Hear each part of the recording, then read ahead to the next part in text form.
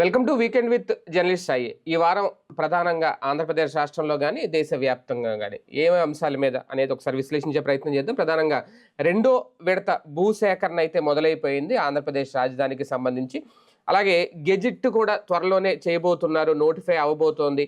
అమరావతికి చట్టబద్ధత కల్పించబోతున్నారు అనే ప్రచారం కూడా మొదలైంది. రైతులను బుజ్జగించడానిక, లేదంటే నిజంగా చట్టబద్ధత త్వరలోనే కాబోతుందా, ఇంకా 3 ఏళ్ల సమయంలో ఎప్పుడైనా కావచ్చా? ఈ అధికారిక తేదీ అయితే ప్రకటించలేదు, అంత ఆశగా ఎదురు చూస్తున్నారు. మరోపక్క ప్రతిపక్షంలో ఉన్న వైఎస్ఆర్సీపీ తన యాజిటేషన్స్ అయితే కొనసాగిస్తుంది. కానీ పీపీపీ విధానంలో ఎక్కడ వెనక్కి తగ్గట్లేదు ప్రభుత్వం. మెడికల్ కాలేజీలు, ప్రభుత్వ మెడికల్ కాలేజీలు ఇక భవిష్యత్తులో చూడలేమా అన్నట్టుగానే ఆ వ్యవహారం అంతా నడుస్తోంది. అలాగే జనసేన పార్టీ కూడా కీలక అడుగులైతే వేస్తుంది. తాజాగా పంచసూత్ర పేరుతో పంచాయతీ స్థాయి నుంచి పార్లమెంటు వరకు 5 సభ్యులతో కూడిన కమిటీలు మొదలుపెట్టేశారు. ఆల్రెడీ ప్రయోగాత్మకంగా పిఠాపురంలో ప్రారంభించారు. అలాగే దండకారణ్యంలో ఒక స్పెషల్ జోన్ కమిటీ ఒక సంచలన లేఖ అయితే విడుదల చేసింది. హిడ్మా ఎన్కౌంటర్, బోటకప్పు ఎన్కౌంటర్, చిత్రహింసలు పెట్టి మరి ఆయన్ని హత్య చేశారు. ఇది కంప్లీట్గా కేంద్ర హోంశాఖ మంత్రి అమిత్ షా చేసిన హత్య అంటూ కీలక వ్యాఖ్యలు చేశారు. వీటన్నిటి మీద చర్చించే ప్రయత్నం చేద్దాం ఇవాళ వీకెండ్ విత్ జర్నలిస్ట్ స్థాయిలో. సార్, ముందుగా అమరావతికి సంబంధించి ఒక గెజిట్ విషయంలో కానీ, అంటే చట్టబద్ధత కల్పించే విషయంలో కానీ, రెండో విడత భూసేకరణకు సంబంధించి ఎలాంటి ఇబ్బందులు రాకుండా జాగ్రత్తలు తీసుకుంటుంది ప్రభుత్వం అని అనుకోవాలా? అంటే రైతులకి ఒక రకంగా ఇది అయోమయమా, లేదంటే ఒక శుభ సూచకమా? ఒక కన్ఫ్యూజన్, కొత్త కన్ఫ్యూజన్ సృష్టించారు. సేమ్ టైం పబ్లిక్లో వస్తున్నటువంటి అన్రెస్ట్ని కాస్త సాల్వ్ చేసే ప్రయత్నం చేశారు. అంటే ఓ రకంగా పాజ్ చేసే ప్రయత్నం చేశారు.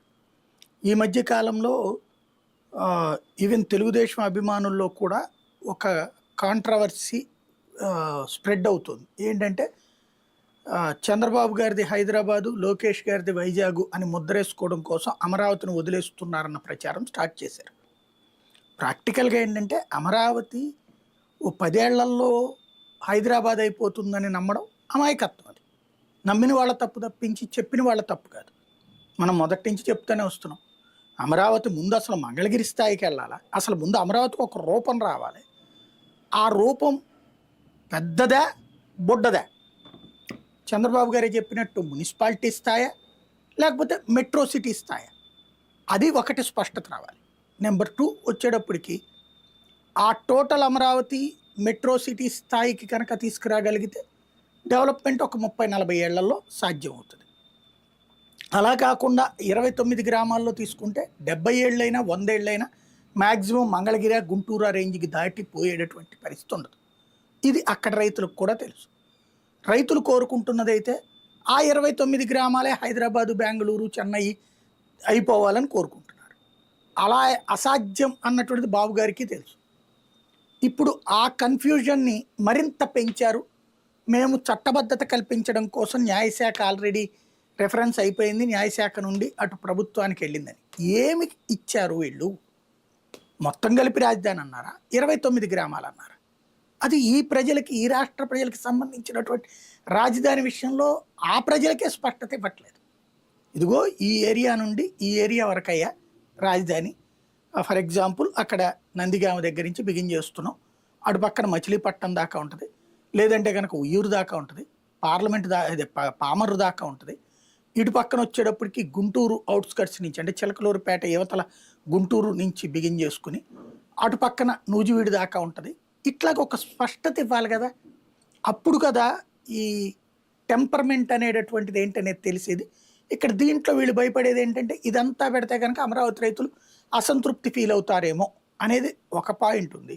రెండవది ఏంటి, అమరావతికి చట్టబద్ధత కల్పించకపోతే ఇక భవిష్యత్తు ఉండదు అని భయపడుతున్నటువంటి రైతులకు లేదు లేదు మేము చట్టబద్ధత కల్పిస్తున్నామని చెప్పే ప్రయత్నం చేయడంతో పాటుగా కొత్తగా భూ సమీకరణ, వీళ్ళు సేకరణ చేయట్లేదు. సేకరణ చేస్తే నష్టమేం లేదు, ఎందుకంటే 1-3 రెట్లు డబ్బులు ఇచ్చేయాలి కాబట్టి ఆ డబ్బులతో వాళ్ళకు ఒక స్పష్టత వస్తుంది వాళ్ళ లైఫ్కి. అలా కాకుండా సమీకరణ చేయడం వలన ఓ సమస్య వస్తుంది. ఏంటంటే వీళ్ళు మళ్ళీ ఓ 25,000 రూపాయలు 10 ఏళ్ల దాకా ఇస్తూ ఉంటారు. ఆ తర్వాత వాళ్ళ జీవితం ఏంటి? ఇప్పటిదాకా ఒక ఎకరం పంట పండించుకునేటటువంటి రైతు 10 సంవత్సరాల పాటు 25,000 రూపాయలతో మళ్ళీ బ్రతకాల్సిన కర్మ ఇప్పుడు ఇక్కడ అమరావతి రైతులకు ఎట్లా పట్టిందో అట్లాగే ఉంటుంది. ఇప్పుడు భూమి సొంతదారు అయ్యుండి ఎవరికో కౌలుకి ఇచ్చుకునేటటువంటి వాళ్ళకి కౌలు డబ్బులు వస్తున్నాయి కాబట్టి ప్రాబ్లం లేదు. అలా కాకుండా భూమి మీదే ఆధారపడ్డటువంటి రైతు దాని మీద వచ్చేటటువంటి పంటలతో దాని మీద కూరగాయలు అమ్ముకుంటాడా, అరటి తోటలే పెట్టుకుంటాడా, పండ్లే పెట్టుకుంటాడు. ఎందుకంటే ఆ ఏరియా అంతా కూడా సమృద్ధిగా పంటలు పండేటటువంటి ప్రదేశం. అలాంటి చోట్లను ఏడాది పొడుగున 3-4 లక్షల రూపాయల ఆదాయంతో కుటుంబాన్ని మీద పోషించుకునేటటువంటి రైతు ఒక్కసారిగా తన భూమిని ఇచ్చేసి 10 పైసలు చేతిలో లేకుండా ఏడాదికోసారి 25,000 రూపాయలు ప్రభుత్వం విధించే డబ్బులతో ఏడాదంతా బ్రతకడం ఎలా సాధ్యం అన్నటువంటిదే ఇక్కడ ఇప్పటిదాకా ఎదురైన సమస్య. ఇప్పుడు మళ్ళీ ఆ సమస్యని కొత్తగా ఇంకొక 30,000 ఎకరాలకి, లేకపోతే ఇప్పుడు 16,000 ఎకరాలు అంటున్నారు, 16,000 ఎకరాల రైతులకు తీసుకుని వస్తే ఏంటి వాళ్ళ జీవితం అన్నటువంటి కన్ఫ్యూజన్ని మరింత పెంచుతున్నది ఇప్పుడు తాజాగా చెప్తున్నటువంటి ఈ మాటలు. కానీ ఒకటి సార్, రైతుల్లో 2024 ముందు ఒక ఆందోళన ఉంది, అధికారం మారాలని కోరుకున్నారు అనేది. అంటే నేను చెప్పేది అమరావతి ప్రాంత రైతుల వరకు అనుకున్నట్టుగానే ప్రభుత్వం అయితే మారింది. ఇప్పుడు మళ్ళీ ఆ అవకాశం ఇంకోసారి తీసుకోవాలి అంటే ఇప్పుడు దీనికి చట్టబద్ధత కల్పించేస్తే రిలాక్స్ అయిపోతారా, లేదు 3 ఏళ్ళు నాంచిన తర్వాత అప్పుడేమన్నా ఆలోచిస్తుందా? అంత సమయం ఉందా? చట్ట సవరణ ఎప్పుడైనా చేయొచ్చా? ఇక్కడ పాయింట్ ఏంటంటే చట్టబద్ధత ఒకటి, చట్టబద్ధత కావాలి, వాళ్ళు కోరుకుంటుంది. చట్టబద్ధతతో పాటు ప్లేస్, ఇప్పుడు ప్రభుత్వమైనా లేకపోతే అందరూ కోరుకునేది బెజవాడ, గుంటూరు అన్నిటితో కలిపిన రాజధాని. కానీ అక్కడ వాళ్ళు కోరుకుంటున్నది కేవలం ఆ 29 గ్రామాలకి మాత్రమే చట్టబద్ధత. అలా జరిగితే ప్రయోజనం ఏముంటుంది? ఇంకా రాష్ట్రానికి ప్రయోజనం ఉండదు, ఆ రైతులు తమకు ప్రయోజనం అనుకుంటున్నారు కానీ వాళ్ళకి నష్టపోతారు. వాస్తవంగా 2 రకాల నష్టం ఉంది వాళ్ళకి. ఓన్లీ 29 గ్రామాలతో అయితే అందరు అక్కడికి వచ్చేస్తారు, వచ్చి ఏం చేయాలా, ఎక్కడ ఉండాలా, ఎందుకు ఉండాలా, అక్కడ అయిపోతుంది, స్ట్రక్ అయిపోతుంది, అది వాళ్ళకి అర్థం కావట్లేదు.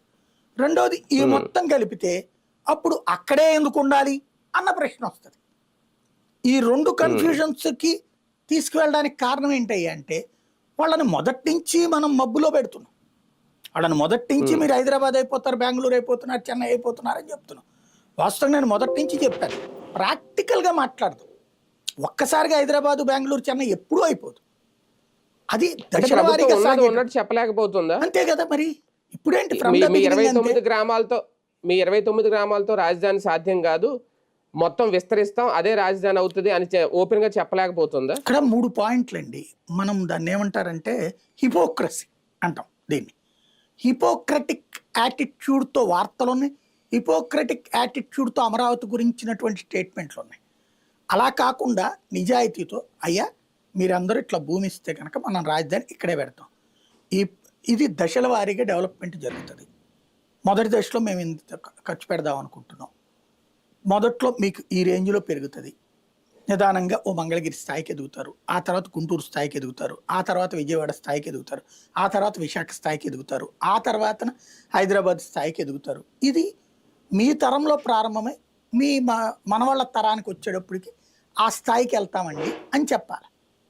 హైదరాబాద్ని 400 ఏళ్ల నుండి హైదరాబాద్ నడిస్తే దాంట్లో హైటెక్ సిటీ కట్టిన తర్వాత ఎక్స్పాన్షన్ జరిగింది తప్పించి హైదరాబాద్ మొత్తం అంతా కూడా హైటెక్ సిటీ వల్ల బాగుపడిపోవట్లేదు. కానీ మనం అక్కడ అబద్ధం చెప్పాం, అక్కడ ప్రజలు తిరస్కరించారు, ఇక్కడ అబద్ధాలు చెప్తున్నాం, ఇక్కడ ప్రజలు ప్రస్తుతానికి యాక్సెప్ట్ చేశారు. ఇప్పుడు నిజాలు తెలియాల్సి ఉంది. ఇప్పుడు పాయింట్ అలా ఏంటంటే వాళ్ళకి ఇవాళకి వాళ్ళ హైదరాబాద్ కాదు, ఇవాళకే కాదు సమీపంలో ఒక 100 ఏళ్ళకు కూడా కాదు హైదరాబాద్. అది గుర్తుపెట్టుకోవాలి. విశాఖ రేంజ్కి రావడానికి ఎన్ని ఏళ్ళు? ఎందుకంటే విశాఖపట్టణం ఒకప్పుడు వైజాగ్ అని వాళ్ళ మనం పిలుచుకునే విశాఖపట్టణం అనేటటువంటిది ఎన్ని వందల సంవత్సరాల క్రితం ప్రారంభమైతే ఇవాళకి ఆ రూపం వచ్చింది.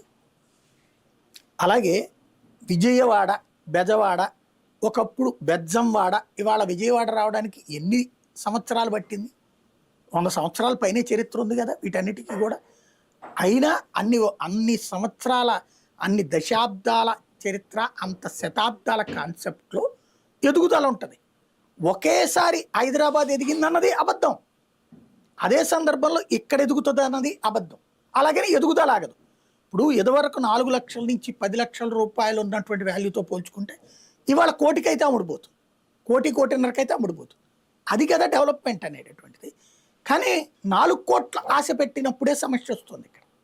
ఇక్కడ వాళ్ళకి అతి ఆశ చూపించాం, వాళ్ళల్లో అత్యాశని రేకెత్తించాం. దానివల్ల ఎదురవుతున్నటువంటి సమస్య, లేకపోతే ఇప్పటికే ఎదిగినట్టు కదా ఆ ప్రాంతం. ఓ పక్క పల్లెటూరు, నీరు కొండ, ఒక ఉండవల్లి, లేకపోతే ఒక తాళ్ళు, ఇది తాళ్ళాయిపాలెం, ఇట్లాంటివన్నీ ఇదివరకు ఎంత ఉండేవి వాటి వాల్యూ, ఇవాళ ఎంత రేంజ్కి వచ్చింది, బెనిఫిటే కదా. అయితే అన్నిటికంటే అతిపెద్ద సమస్య ఏంటంటే రాజధానికి బడా భవనాల నిర్మాణానికి అక్కడున్న భౌగోళిక స్వరూపం సమస్య.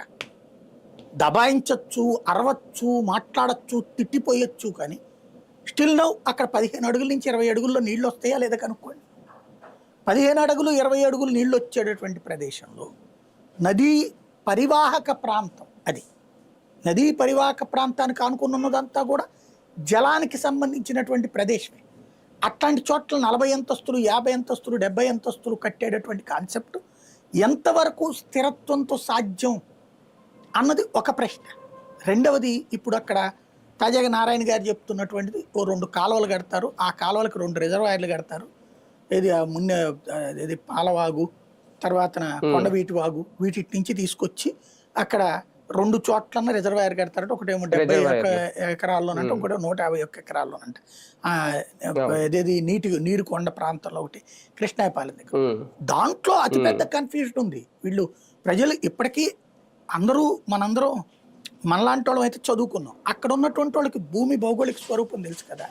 ఇప్పుడు ఈ వాగుల్లో ఏడాదికి 1-2 సార్లు అయితే మస్ట్గా వరద వస్తుంది కదా అక్కడికి, వాగులకి. కృష్ణానది అని చెప్పట్లే నేను. వాగులు కృష్ణానది నీళ్ళు ఏమి ఇటు రావు తాడేపల్లిలో, అది లోపలికి అమరావతి ప్రాంతం, నేను యాక్సెప్ట్ చేస్తాను, నో డౌట్ ఎట్ ఆల్. కృష్ణానది నీళ్లతో సమస్య ఎదురవుతుంది ఏంటంటే ఇదే రాజధాని ప్రాంతంలో కరకట్ట వెనకాల ఉన్న వాళ్ళకి. అదే ఇక్కడికి వచ్చేటప్పటికి ఎదురయ్యే సమస్య ఏంటంటే ఈ నీళ్ళన్నీ వాగుల వల్ల వస్తాయి, కొండవీటి వాగు, పాలవాగు వల్ల. ఈ 18 నెలల్లోనే 2 సార్లు చూసాం. ఈ నీళ్ళని ఏది హైవే దాకా మునిగి లోపల వాటర్ ఎన్నిసార్లు వచ్చిందో అంటే పొలాల్లోనే వచ్చింది, రోడ్డు మీద రాలేదు కదా అనేటటువంటి వార్తలు చూస్తాం. ఇప్పుడు ఈ వాటర్ని అంతా తీసుకెళ్లి 2 రిజర్వాయర్లో పెడతారు. గుడ్. సాధారణంగా ఇప్పుడు మనకి విజయవాడకైనా, వైజాగ్కైనా, హైదరాబాద్కైనా నీళ్లు నదుల నుంచి తీసుకొచ్చి అక్కడ ఒక రిజర్వాయర్లు కట్టి అందులో నీళ్లు పోసి అక్కడ నుంచి ఆ పక్కన మనకి వాటర్ ప్యూరిఫైయింగ్ ప్లాంట్ పెట్టి దాన్ని శుభ్రం చేసి మనకి ఊరంతా ఇస్తారు, అంతే కదా. అలా కాకుండా రిజర్వాయర్లో నీళ్ళు అట్టాగే పోస్తూ ఉంటే ఏమవుతుంది, మునిగిపోతుంది. అక్కడ రిజర్వాయర్లోకి నీళ్లు రానియకుండా కట్టడి చేయడానికి గేట్ ఉంటుంది. ఇప్పుడు వాగుకి, కొండవీటి వాగుకి, పాలవాగుకి గేట్ ఎవడు పెడతాడు, ఎక్కడ పెడతారు? కాబట్టి ఆ వాగుల్లో నీళ్లు వర్షాలు, కొండపోత వర్షాలు వచ్చినప్పుడు వచ్చేస్తాయి. దానికి తుఫాన్లు అక్కర్లేదు.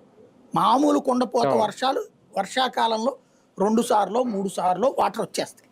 ఈ వచ్చిన నీళ్ళన్నీ ఇప్పుడు ఎత్తిపోతల ద్వారా కృష్ణా నదిలోకి పోస్తారు, ఒక ఆస్పెక్ట్. ఇంకోటి పల్లంగా అవుతుంది. ఇప్పుడైతే ఊర్లంతా ఉన్నాయి కదా, ఇప్పుడు ఏం చేయాలి, ఈ నీళ్ళని 2 రిజర్వాయర్లో పెడతారు. ఆ రిజర్వాయర్లో ఉన్న వాటర్ని ప్యూరిఫై చేసి రాజధాని ప్రాంతం మొత్తానికి మంచినీళ్ళు ఇచ్చారనుకోండి, గుడ్.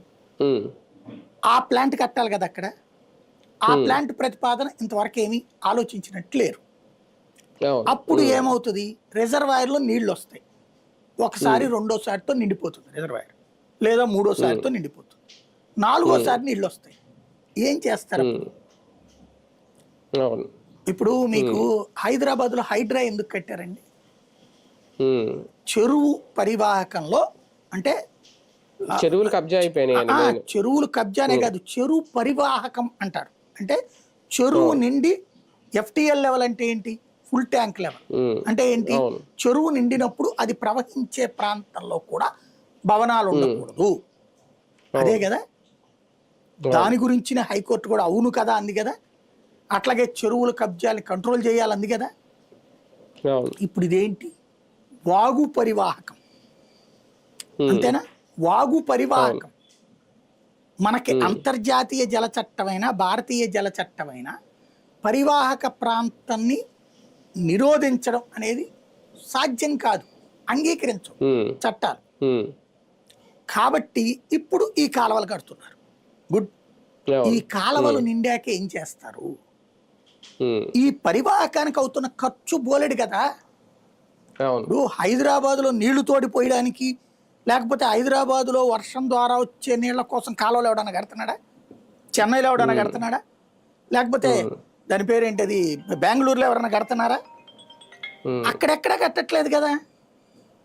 అక్కడెక్కడా కట్టకుండా ఇక్కడ ఎందుకు కడుతున్నట్టు అంటే, ఇక్కడ ఉన్నయ్యని నువ్వు ఒప్పుకుంటున్నావు కదా సమస్య, ఆ సమస్యకి పరిష్కారం ఏంటన్నది ఏమన్నా ఆలోచిస్తున్నారా ఇప్పుడు? లేదు కదా. సమస్యకి పరిష్కారం ఏంటంటే రిజర్వాయర్ కట్ట. రిజర్వాయర్ నిండిపోయిన తర్వాత ఏం చేయాలి? నీళ్ళని ఎక్కడికి వదలాలి? అది అసలు సమస్య. దానికి సంబంధించి ఇప్పుడు ఆ రిజర్వాయర్ నిండిపోతే ఈ లోపు ఇటు ఎత్తిపోతలా పోస్తాం రెండు వైపులా అన్నది ఎట్లా? ఇవన్నిటికీ పరిష్కారాలు ప్రస్తుతానికి కనిపించట్లేదు. అందుకనినే ఇంకొకటి ఏమైపోయింది, ఇన్వెస్ట్మెంట్ అనేటటువంటిది వీళ్ళు ఎక్స్పెక్ట్ చేసిన దాంట్లో అక్కడ ఏం లే. క్వాంటమ్ వ్యాలీ ప్రభుత్వం ఏర్పాటు చేస్తుంటే 2-3 సంస్థలు వచ్చి అక్కడ మొదలు కూడా క్వాంటమ్ వ్యాలీది ఏమన్నారు, అదేదో 25 అంతస్తుల టైప్లో బిల్డింగ్లు అయ్యి ఫోటోలు చూపించారు గ్రాఫిక్. ఇప్పుడు 2 అంతస్తులు అంట క్వాంటమ్ వ్యాలీ అంటే 2 ఫ్లోర్ బిల్డింగ్. అంతే, ఇది ఒక సమస్య. ఇక నుంచి ఏది వచ్చినా అంతేనా సార్? ఏది లేదు, క్వాంటమ్ వ్యాలీ అనే కాదు, ఏ సంస్థ వచ్చినా ఏ పరిశ్రమ వచ్చినా, అంటే పరిశ్రమలు అయితే ఓకే కానీ ఎంతకు మించి ఎత్తైన భవనాలు కట్టడానికి కుదరదు. అట్లేం లేదు. యాక్చువల్ గా వీళ్ళు ఎయిర్పోర్ట్ ఎక్కడ కడుతున్నారు చూస్తే ఆ ఎయిర్పోర్ట్ పక్కన భూమి ఎంత ఎత్తు అన్న దాని మీద ఆధారపడి ఉంటుంది. ఇప్పుడు ఎయిర్పోర్ట్ అనేది ఇప్పుడు కొత్తగా 2వ విడతలో సేకరించే భూమికి సంబంధించి ఎయిర్పోర్ట్, ఇందులో అయితే ఈ 30,000 ఎకరాలు అయితే ఎయిర్పోర్ట్ ఇప్పుడు అది కూడా దీనికి ఆనుకునే కదా అసలు. అందుకోసమే కదా భూస్వామీకరణ. దానికి మళ్ళీ చాలా లెక్కలు ఉంటాయి. భూమి లెవెల్ ఎక్కువ ఉండాలి దానికి. ఎయిర్పోర్ట్ అండర్ లో ఉండటానికి లేదు. అది అక్కడెక్కడ కడతారనేది తెలియాలి. దాన్ని సాయిల్ టెస్ట్ అదంతా చెక్ చేసి కేంద్ర ఉపరితల రవాణా శాఖ ఓకే చేయాలి. మన మంత్రి ఉన్నాడు కదా అని అయిపోదు అవి.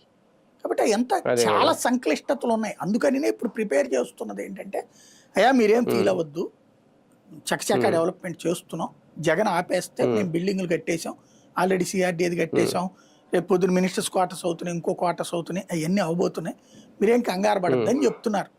అది ప్రస్తుతం ఏంటంటే సైకలాజికల్గా అదేదో ఓ 25-30 ఏళ్ళు బట్టినా మీరేం కంగారు పడకండి, డెవలప్మెంట్ మాత్రం జరుగుతుంది అని ప్రిపేర్ అవ్వండి అని చెప్తున్నారు. దీనికి చట్టబద్ధతకి సంబంధం ఏం లేదా? లైన్ క్లియర్ అయిపోయినట్టేనా? అంటే వేగవంతమైన అభివృద్ధి సాధ్యం కాదని గ్రహించాక చట్టబద్ధత అనే ఒక ఊరటనిస్తున్నారు అనమాట.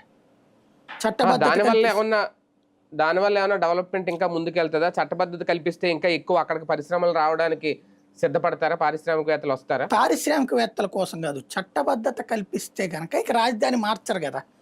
రాజధాని మార్చరు అన్నప్పుడు కాస్త రియల్ ఎస్టేట్ డెవలప్ అవుతుంది. లైక్ అపార్ట్మెంట్లు, ఫ్లాట్లు ఇట్లాంటివన్నీ కట్టుతారు. ఇప్పుడు ఏంటంటే ఇక అది రాజధానిగా మళ్ళీ మారిపోతే రేపు పొద్దున్న జగన్ వస్తే మార్చేస్తారో అన్న భయంతో ఇన్వెస్ట్ చేయట్లేదు ఎవరు. ఇప్పుడు వాళ్ళందరూ రైతులు ఫ్లాట్లు ఉన్నాయి కదా 1200 గజాలు అయ్యి, లేదా కొంతమంది రైతులు 4-5 ఎకరాలు ఇచ్చిన వాళ్ళు ఉన్నారు, 5-1200 పక్క పక్కన ఫ్లాట్లు తీసుకున్నారు. ఈ 5-1200 ఫ్లాట్లతో కలిపేసి అతను పెద్ద కాంప్లెక్స్ కట్టచ్చు, షాపింగ్, లేదా 5 అపార్ట్మెంట్లు 5 టౌన్షిప్లు కట్టేయచ్చు. ఒకటి 1200 గజాలు నిర్మాణాలు పెరుగుతాయి. అవి వాళ్ళు వెనకాడుతున్నది ఏంటంటే, ఇప్పుడు ఇదివరకు ఆ మధ్యన మీకు గుర్తుంటే 14-19లో హైవే పక్కన, విజయవాడ గుంటూరు హైవే పక్కన బోల్డ్ అనే అపార్ట్మెంట్లు వెలిసినాయి. ఓ రకంగా టౌన్షిప్లు. ఇప్పుడు ఆ జైబేరీ గాని, అపర్ణ గాని ఇట్లాంటివన్నీ. కానీ మొదట్లో అమ్ముకున్నప్పుడు వరకు లబ్ధి పొందారు. జగన్ వచ్చిన తర్వాత ఎక్కడెక్కడ స్టక్ అయిపోయింది, డెవలప్మెంట్ స్టక్ అయిపోయింది. ఎందుకంటే అమరావతి 3 రాజధానులు అనగానే ఆగిపోయింది. అప్పుడైతే నాకు బాగా గుర్తు, అపర్ణ వాళ్ళు 10 సార్లు 15 సార్లు ఫ్రంట్ పేజీ అడ్వర్టైజ్మెంట్ ఇచ్చారు, మీకు తక్కువకి ఇస్తాము అని కూడా. వాళ్ళు ఫ్రంట్ పేజీ అంటే అక్కడ వంతెన మీద పెద్ద ఫ్లెక్సీలు కూడా పెట్టారు భారీగా వారి దగ్గర. అంత పరిస్థితి వచ్చింది. ఎందుకని? వాళ్ళది అసలు ఫుల్ హై డిమాండ్ ఉండేది. అట్లాంటిది ఆ ప్రాబ్లం ఎందుకు వచ్చింది? అక్కడ ఉండదు అనుకున్నాక మనం ఎందుకు కొనాలా అక్కడ? ఇక ఇప్పుడు ఏ అనకాపల్లికో లేకపోతే ఏ తాడేపల్లికో వెళ్ళి మనం ఎందుకు కొనాలా? బేసిక్ గా నిజామాబాద్కో సిద్దిపేటకి వెళ్ళి మనం కొనం కదా. హైదరాబాద్ లో కొనడానికి ఇంట్రెస్ట్ చూపెడతాం. ఎందుకు? అది ఎప్పుడు గ్రోత్ ఉంటుంది, ప్లస్ క్యాపిటల్ అని. ఇక్కడ అట్లా స్ట్రక్ అయిపోయింది. ఇప్పుడు అది కాస్త ఊపందుకునే అవకాశం ఉంటుంది. అందుకోసం ప్రయత్నం చేస్తున్నారు అన్నమాట. అంటే రియల్ ఎస్టేట్ అదే కదా డెవలప్మెంట్. ఇప్పుడు కొలమానం ఏంటంటే ఎంతమందికి ఉద్యోగం ఉపాధి కాదు, రియల్ ఎస్టేట్ పెరిగిందా లేదా అన్నదే వాళ్ళ రోజున డెవలప్మెంట్ కొలమానం. సార్, కానీ ఒకటి 29 గ్రామాలను బేస్ చేసుకుని వైసీపీ కూడా ఏమైనా రాజకీయం చేస్తుందా?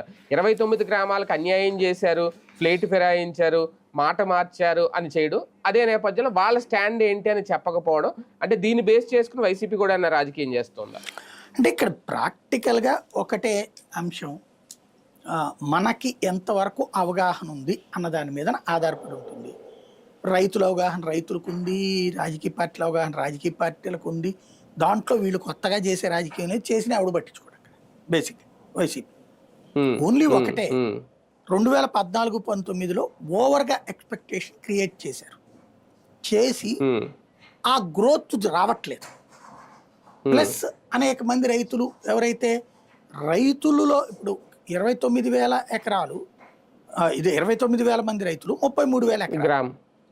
ఈ వీళ్ళల్లో ఆ భూమి ఉన్నోడికి ఒక నష్టం ఏది, కేవలం కౌలు మాత్రమే రావడం, అతనికి ఏడాది ఆదాయం పోవడం. అట్లాగా 4 ఏళ్ళు అనుభవించేశారు ఆ కష్టాలు.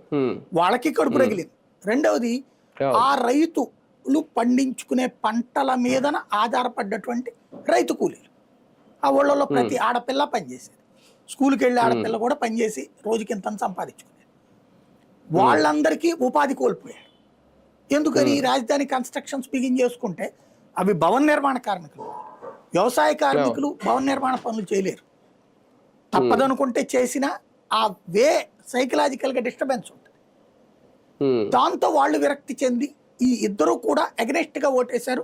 ఎస్పెషల్లీ ఆ ప్రాంతంలోనే తాడికొండే కదా ఓడిపోయింది, శ్రీదేవి గెలిచింది అక్కడే కదా. అయితే జగన్ 3 రాజధానులు అనటం వలన వాళ్ళందరికీ కోపం వచ్చింది జగన్ మీద.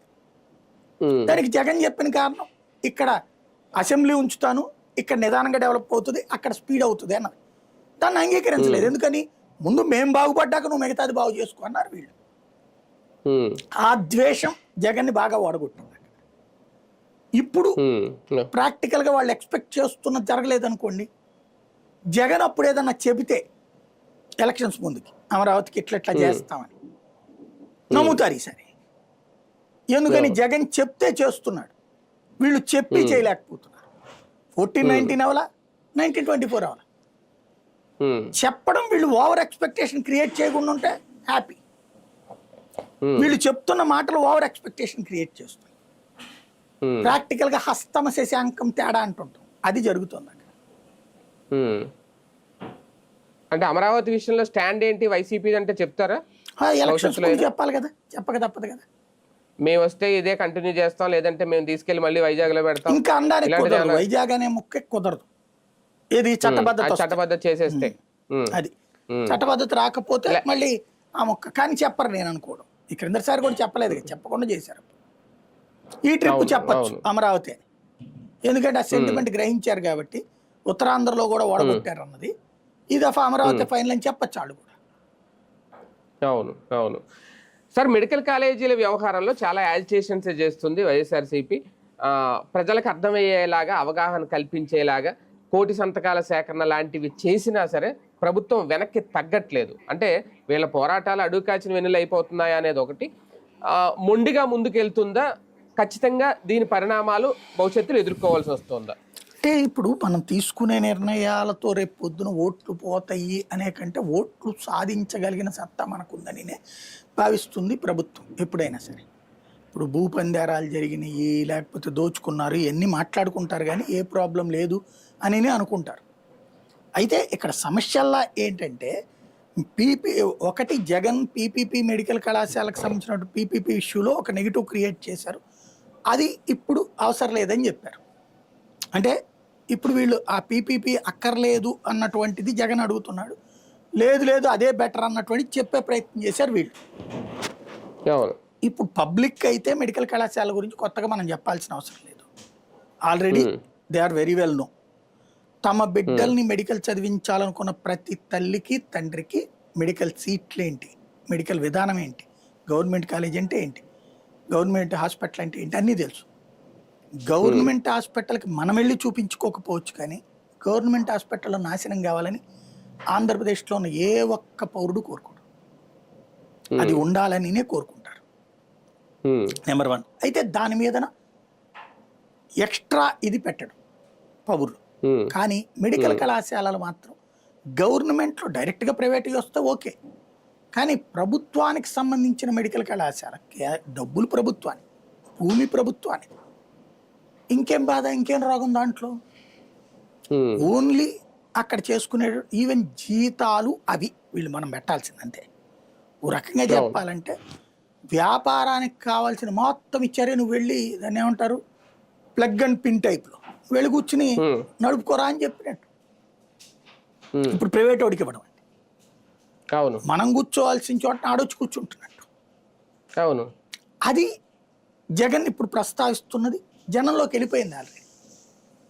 దాన్ని వీళ్ళ పత్రికల ద్వారా ఎన్ని వేషాలు వేసినా అది వెధవాయత్వపు వేషాలు అవుతాయి తప్పించి మరొకటి ఏమీ కాదు. నిర్వహణ వాళ్ళదే అన్నప్పుడు మళ్ళీ ఖర్చు భారం ఎందుకు ప్రభుత్వం మీద వేసుకుంటుంది? మరి అదే కదా అనేది. అదే కాదు, ఉద్యోగ భద్రతతో చెలగాట మాడుతుంది.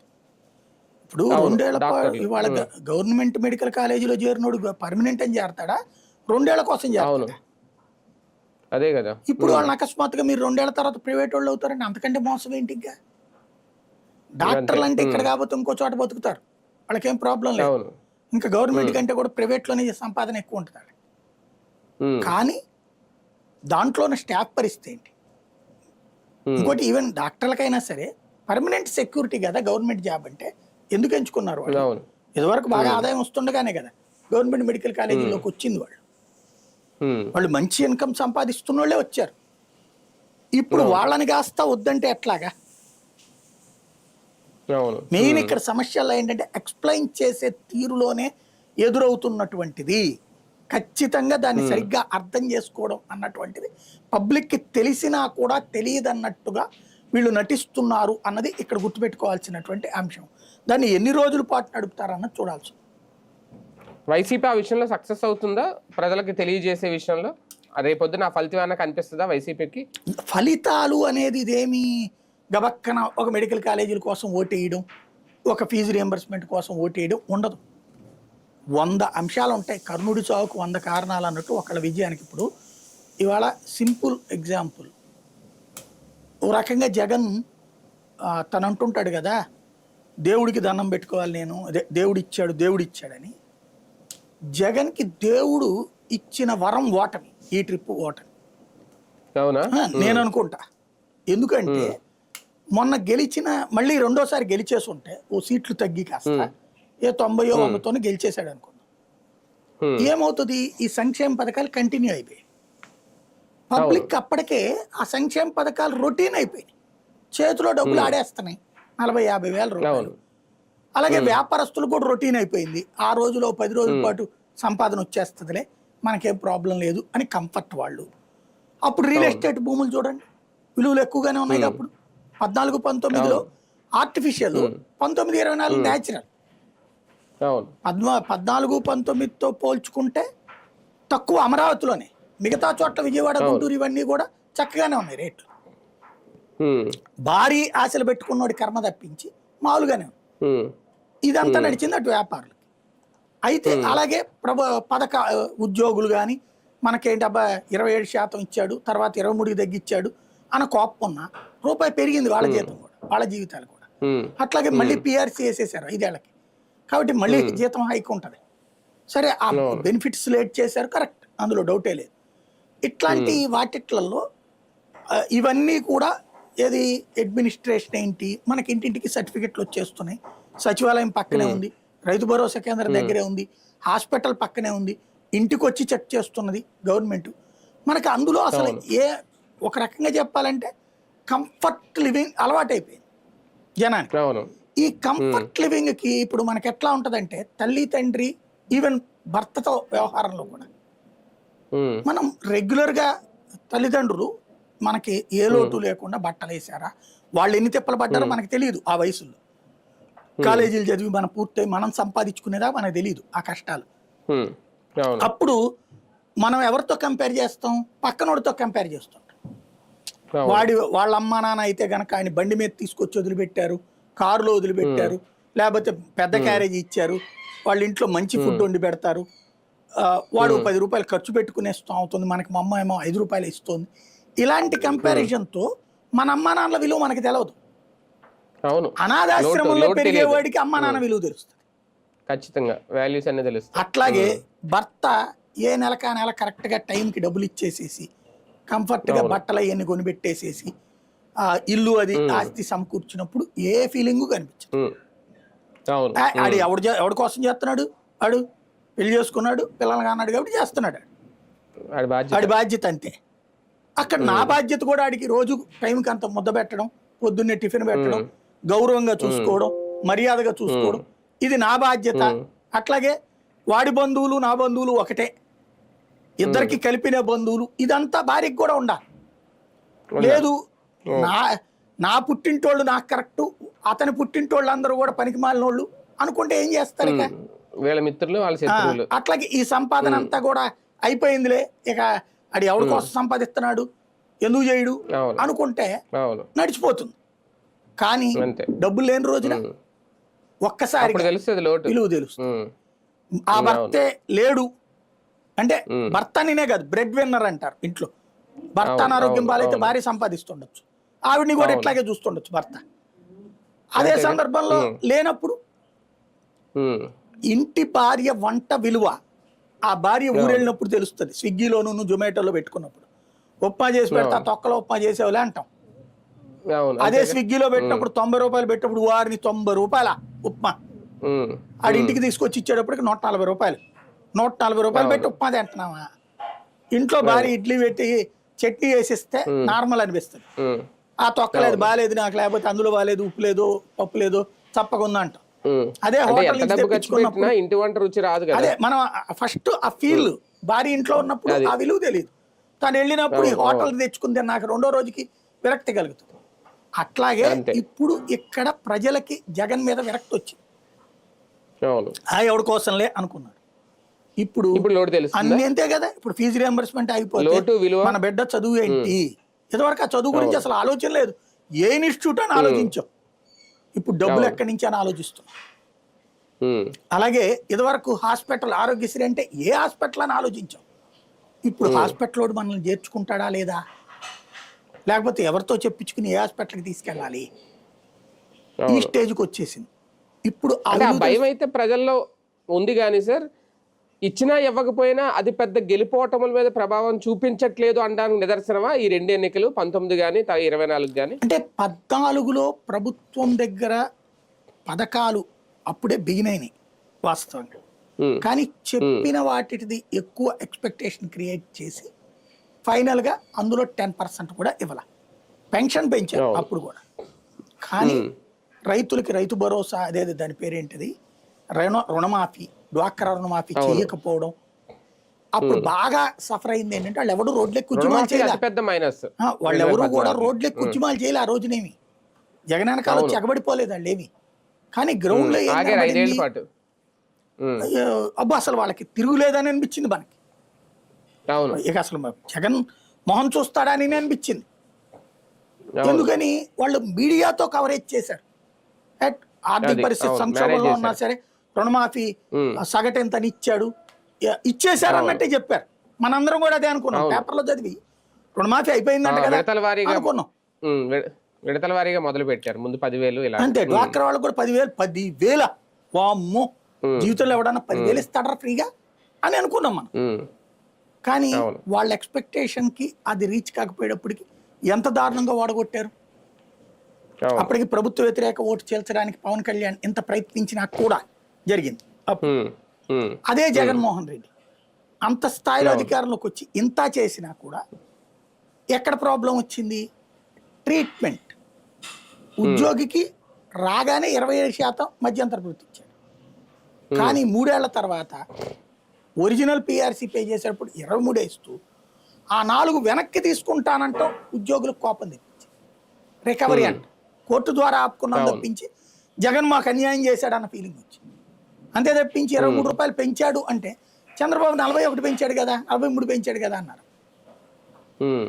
అంతేగాని చంద్రబాబు రెండో విడతది పెంచడానికి ఒప్పుకోలేదు. అంతకుముందు ఎందుకు పెంచాడు ఆయన? కేంద్ర ప్రభుత్వం ఆ డబ్బులు రెవెన్యూలో పెట్టుకుంటుంది, నా చేతిలో మట్టే ఏం సమస్య లేదు కదా అని పెంచేశాడు. అందులో కేసీఆర్ కూడా పెంచడం వల్ల, కేసీఆర్ కూడా పెంచాడు కాబట్టి ఆ పేరు అటు నేను కూడా అంతకంటే ఎక్కువ పెంచి చూపెట్టాలి అన్నటువంటి చేశాడు ఆయన. దాంతో కంపేర్ చేసుకున్నప్పుడు జగన్ది తేడా వచ్చి ఇప్పుడు ఉమ్, జగన్ 23 పెంచినప్పుడు ఫీల్ అయిన వాళ్ళకి ఇప్పుడు అసలు పెంచట్లా. ఉమ్, ఏంటో కూడా సమాధానం లేదు. ఉమ్, పిఆర్సీనే తీసేశారు, కమిషన్ కొత్తగా వెయ్యట్లా. ఉమ్, ఉమ్, డిఏలు జగను అవును. తన హయాంలో దాదాపు 11 దాకా ఇచ్చాడు. ఉమ్, ఇప్పుడు ఒక్క డిఏ 18 నెలల్లో ఇచ్చారు. ఇంకా 5 ఒకటి డిఏలు పెండింగ్ ఉంది. ఇచ్చారా సార్? అది ప్రకటించారేమో అంతే అంటే కదా. అది నెలవారీ జీతాల్లో ఆహా, చేస్తామన్నారు కదా. యాడ్ అవుతుందా? ఉమ్, ఉమ్, ఉమ్. కానీ ఇంకా 5 డిఏలు ఇవ్వాలి. అంటే మార్చి తర్వాత ఏదో పూర్తిగా ఇస్తామని ఏదో అన్నారు, అప్పుడు ప్రకటించారు అదే అంతే. మళ్ళీ రేపు జనవరికి ఇంకోటి ఉమ్, వచ్చేస్తుంది. అదే అదే, ఇవన్నీ అవును. ఉమ్, ఇంకోటి ఆ అవును, బకాయిలు అవును. అప్పట్లో జగన్ ఇవన్నీ ఏలెత్తి చూపెట్టారు. జగన్ టైంలో అవును, 25,000 కోట్లు బకాయిలు ఉన్నాయనేది ఉద్యోగ సంఘాలు చెప్పేది. మన పెన్షనర్ల సంఘం అవును. బుచ్చిబాబు గారు కూడా చెప్తున్నది, బుచ్చిరాజు గారు కూడా. ఉమ్, అవును. ఇప్పుడు ఉమ్. 31,000 కోట్లకి వెళ్ళింది. అంటే అది ఇంకా పెరుగుతుంది కానీ తగ్గదు కదా, తగ్గట్లేదు అది రేపు కొండ ఇంక ఒకసారి ఈ పెనవేస్తే ఉమ్, మనకి డంపింగ్ యార్డ్ లాంటిది. అది అక్కడ ఉమ్. పడేసిన తర్వాత రోజు రోజుకి పెరిగేదే కానీ తగ్గదు మనకి. ఈ 3 ఏళ్ళు అయిపోతే ఒక 50,000 కోట్లు దాటేస్తుందేమో. అర్జెంటుగా ఇప్పుడు కేసీఆర్ తెలివిగా చేసింది ఏంటంటే ఇయర్లీ ఎంతని క్లియర్ చేసుకుంటూ వచ్చేసాడు. ఉమ్, ఇప్పుడు బాబు గారు జగన్ చేయలే, బాబు గారు చేయట్లా. ఉమ్, అదే అవును. సమస్య. ఉమ్. కానీ ఉద్యోగుల నుంచి అప్పుడున్నంత వ్యతిరేకత అయితే ఇప్పుడు లేదా? తగ్గినట్టేనా ప్రభుత్వం మీద? ఆ విషయంలో సక్సెస్ అంటే అయిందా? ఇక్కడ 2 కోణాలు ఉంది. ఉద్యోగులు ఒక ఆస్పెక్ట్లో సఫర్ అవుతున్నమాట వాస్తవం. ఏది, ఈ ఉమ్, డిఏలు పెండింగ్ కావచ్చు, లేకపోతే శాలరీ హైక్స్ కావచ్చు. కానీ కానీ బయటపడట్లేదా? కానీ ఇక్కడ ఇంకొక ఉమ్, సఫర్ కూడా ఉన్నారు. ఇవాళ ఉమ్, విపరీతమైన ప్రెషర్ ఫేస్ చేస్తున్నారు, పొలిటికల్ ప్రెషర్స్. ఉమ్, ఉమ్, ఈ మూడిట్లలో వాళ్ళకి బాధ ఉంటుంది. కానీ వీటన్నిటిని ఉమ్, అధిగమించే ఒక అయస్కాంతం ఉంది అక్కడ. ఉమ్. Corruption free world. అవునా? కరప్షన్ ఉహు, ఫ్రీ అంటే ఉమ్, మనం కోరుకునేది ఏంటి, అవినీతి రహితమని. ఉమ్, కరప్షన్ ఫ్రీగా చేసుకోవడానికి ఒప్పుకుంటున్నారు అక్కడ. ఉమ్, రాజకీయ నాయకులు అధికారులు కుమ్మక్కై కరప్షన్ చేస్తున్నారు అక్కడ, ఉమ్, డబ్బులు సంపాదించుకుంటున్నారు. ఉమ్, ఇప్పుడు జీతం మీద కంగారు పడాల్సిన పనేంలే, జీతం ఉమ్. బాగానే వస్తుంది. కానీ అప్పుడు ఓపీఎస్ గురించి, అదే సిపిఎస్ రద్దు చేయాలనో, ఓపీఎస్ ఇవ్వాలనో, లేదంటే పిఆర్సీ రోడ్ ఎక్కి చెలో విజయవాడ పెట్టి టీచర్లు ఒక ఉద్యమం వీళ్ళకు అంత హడావుడి చేశారు కదా. ఇప్పుడు మరి ఎంత జరుగుతున్నా ఎంత సైలెంట్గా ఎందుకు ఉంటున్నారు? మొన్న ఒకటి చేశారనుకోండి యాజిటేషన్, అంత మించి ఏం లేదు కదా. నేను చెప్పాను కదా, ఇక్కడ ఇవాళ కంఫర్ట్. సర్దుకుపోతున్నారా? లంచాలు రానటువంటి ఉద్యోగులలో మాత్రమే అసంతృప్తి ఉంది. అంటే కొన్ని డిపార్ట్మెంట్లో లంచాలు రావు కొంతమంది సిబ్బందికి. ఉమ్, లంచాలు వచ్చేటటువంటి డిపార్ట్మెంట్లో ఉద్యోగులు అయితే అసలు ఉద్యమాలు కాదు కదా, ఉండనీయమంటారు. ఇట్లాగే ఉమ్, ఇప్పుడు ఒక మ్యూటేషన్ ఉందండి. రాజకీయ అవును. నాయకుడు చెప్పేస్తే ఏం చేసే ఇట్లాళ్ళు, ఉమ్, రాజకీయ నాయకుడు కమిషన్ రాజకీయ నాయకుడిదే, వీళ్ళ కమిషన్ వీళ్ళదే. ఒక అంతే. మ్యూటేషన్ చేసినందుక, ఒక ఇంటి పర్మిషనా, ఒక స్థలం పర్మిషనా, ప్రతి దానికి కరప్షన్, సర్టిఫికేట్ దగ్గర నుంచి ప్రతి దానికి. ఉమ్, ఆ డబ్బులు వాళ్ళు సంపాదించుకుంటున్న వాళ్ళకైతే కనుక ఈ పిఆర్సీ ఇవన్నీ పెద్ద లెక్క కాదు. ఆ ఎట్టాగు తర్వాత ఏదో అవును, కోర్టులు వేసుకుని మనం తెచ్చుకోవచ్చులే అనుకుంటారు. అవును. ఇప్పుడైతే ఉమ్, సంపాదన ఉన్నోడికి ఏ ప్రాబ్లం లేదు. ఉమ్, కాకపోతే ఆ భవిష్యత్తులో అవుతుందిలే, చేస్తారులే, ఎలక్షన్ ముందు చేస్తారులే చంద్రబాబు అనే నమ్మకం ఉంది వాళ్ళకి. ఉమ్, ఉమ్. ఒక రకంగా ఫ్రీ హ్యాండ్ ఇచ్చేసారు, అంతే. అందుకని సైలెంట్ అయిపోయారు ఉద్యోగులు. సార్ ఒకటి, నిజంగా ఫీజు రియంబర్స్మెంట్ విషయంలో వైసీపీ కూడా ఇంకా చేతులు ఎత్తేసిందా పోరాటాలు చేసి చేసి? అంటే ఇంకేం చేయాలి వాళ్ళు? ఖర్చు పెట్టి ఉమ్, పీక మీద ఏమైనా తెప్పిస్తారా ఏంటి డబ్బులు? ధర్నా చేస్తారు, ఉమ్, ఉద్యమం చేస్తారు, ప్రెస్ మీట్ పెడతారు, ఉమ్, అంతే కదా వాళ్ళు చేయగలిగేది. అవును. జనం ఇక్కడ డిసైడ్ ఉమ్, చేసుకోవాలి. ఫీజు ఉమ్, రియంబర్స్మెంట్లో బకాయి పెరుగుతోందే కానీ తగ్గట్లేదు. ముందు ఉమ్, అన్నిటికంటే సమస్య ఏంటంటే ఫీజు రియంబర్స్మెంట్ ఆరోగ్యశ్రీ అనేది ఆగితే జనానికి డైరెక్ట్గా నెత్తి తలకాయ పగలగొట్టినట్టు. ఉమ్, ఇప్పుడు అవును. ఇవాళ ఉన్నటువంటి వాళ్ళల్లో 100కి 80 మందికి పిల్లలు ఉన్నారు. ఆ పిల్లలు ఉమ్, స్కూల్లో చదివితే అమ్మఒడి, కాలేజీలో చదివితే ఉమ్, ఇది. ఉమ్, వీళ్ళు కనీసం 1 కోటి కుటుంబాలు ఉంటాయి కదా, ఉమ్, స్కూలు, అవును. కాలేజీ, ఇవి. ఉమ్, స్కూలు పిల్లల ఉమ్, వరకు వదిలేయండి. కంఫర్ట్ ఇప్పుడు ఉమ్, అమ్మఒడి వచ్చింది మొన్న, ఎంతమంది ఉంటే అంతమందికి కంఫర్ట్, కాబట్టి వాళ్ళ నుంచి ఏ ప్రాబ్లం ఉమ్, లేదు. ఉమ్, కానీ ఇంటర్మీడియట్ నుంచి పీజీ దాకా ఫీజు రియంబర్స్మెంట్ ఉమ్, ఆగిపోయింది. ఉమ్, ఉమ్, ఈ డబ్బులు వాళ్ళు డబ్బులు ఉంటేనే చదివించుకోవాలి. ఉమ్, కాలేజీలు ఇప్పుడు ఏం చెప్తున్నాయి, మీరు డబ్బులు కట్టేసి చేరండి ఉమ్, అంతే, లేదా ఉమ్, ప్రెషర్ చేస్తే చేర్చుకుంటాం ఫీజు రియంబర్స్మెంట్ ఉమ్, పేరుతో. కానీ అవును. ఆ తర్వాత ఏరియాలో మీకు ఇప్పుడు సెమిస్టర్ సిస్టమ్స్ కదా, 6 నెలలకు. అవును, సెమిస్టర్స్. అప్పటికి హాల్ అవును. టికెట్ ఉమ్, కావాలని నువ్వు డబ్బులు కట్టాల్సింది. ఇప్పుడు మనకి ఎట్లా అనిపిస్తుంది అంటే ఇవాళ నేనే చూస్తా, ఉమ్, ఇవాళ నేను ఓ 5,000 10,000 ఫీజు కట్టడం నా పెద్ద కష్టం కాదు, నా పిల్లలకు ఉమ్, అవును. నేనైనా కట్టుకోవడానికైనా. ఇవాళ నేను వరకు ఓకే, కానీ ఒకప్పుడు నేను నా పిల్లల ఫీజు గురించి చాలా తిప్పలు పడ్డా. అవును. వాళ్ళ కాలేజీనో యూనివర్సిటీనో చదువుతున్నప్పుడు అవును. చాలా జాగ్రత్తలు ఆలోచించాల్సి వచ్చింది. యూనిఫామ్ ఏంటి, బండి ఏంటి, డబ్బులు ఏంటి అన్నటువంటి. క్రెడిట్ కార్డులే పెట్టానా, అప్పులే పెట్టానా, ఇవన్నీ చెప్పుకుంటే జరిగేవి కాదు. ఎవడు కొంపలు ఏం లేవు పోరా అంటారు ఎవడైనా. దీంట్లో ఏం ఎక్స్పెక్ట్ చేస్తాం? నెంబర్ 1. నెంబర్ 2, నేను చదువుకున్నప్పుడు నాన్నకు వచ్చే గుమస్తాగా వచ్చే జీతంలో నుంచి ఆయన ఫీజుకు పుస్తకాలకి, అదేది ఇప్పుడు మన న్యూస్ ప్రింట్ పేపర్ అంటారు కదా, అవును. న్యూస్ ప్రింట్ పేపర్ కిలోల లెక్కన అమ్ముతారు. అంటే పేపర్లో అవును. పేపర్లు ప్రింట్ చేస్తారు కదా, అది అవును, ఒక అంత సైడ్ వైట్ ఉండదు. వైట్ ఉంటుంది. ఉమ్, ఆ ఒక వైట్ సైడ్ ఉండదు. వైట్ది, దానికి మళ్ళీ బాల్ పెన్ తప్పించి ఇంక పెన్ పనికిరాదు. అవును. అవును. అవి కొనుక్కుని నేనే బైండింగ్ షాప్లో పనిచేశాను కాబట్టి అందులో వాళ్ళతో మాట్లాడుకుని ఆ ఎడ్జెస్ కట్ చేయించుకుని, పిన్ కొట్టించుకుని, క్యాల్కో పెట్టించుకుని, పైన చేసేసుకుని తక్కువ డబ్బులతో బుక్స్ కొనుక్కోవడం. ఇప్పుడు వాటిని రఫ్ బుక్ అప్పుడు నేను ఒరిజినల్ బుక్లు అయ్యే నాకు నా ఇంటర్మీడియట్ డిగ్రీలో. తర్వాత ఆ ఏమన్నా రిఫరెన్స్ బుక్స్ కొనుక్కోవాలని టెక్స్ట్ బుక్లే కొనుక్కునేవాడిని అన్ని. నేను సెకండ్ హ్యాండ్ కొనుక్కునేవాడిని గాంధీనగర్ వెళ్ళి అన్నీ. ఫస్ట్ హ్యాండ్ కొనే స్థోమత ఉండేది కాదు. అది దానికి ఎఫర్ట్కి నేను మళ్ళీ ఆ తర్వాత కాలేజీకి వెళ్ళినప్పుడు ఎంతో కొంత ఖర్చులు అవుతాయి. దానికోసం నేను ఈ ట్యూషన్స్ చెప్పేవాడిని. అలాగని ఇంట్లో వాళ్ళు ఇవ్వలేదంటే వెరితాను, వాళ్ళు ఆ అమౌంట్ ఇవ్వగలుగుతారు కానీ అదనాల్ని అడగలేను నేను అక్కడ.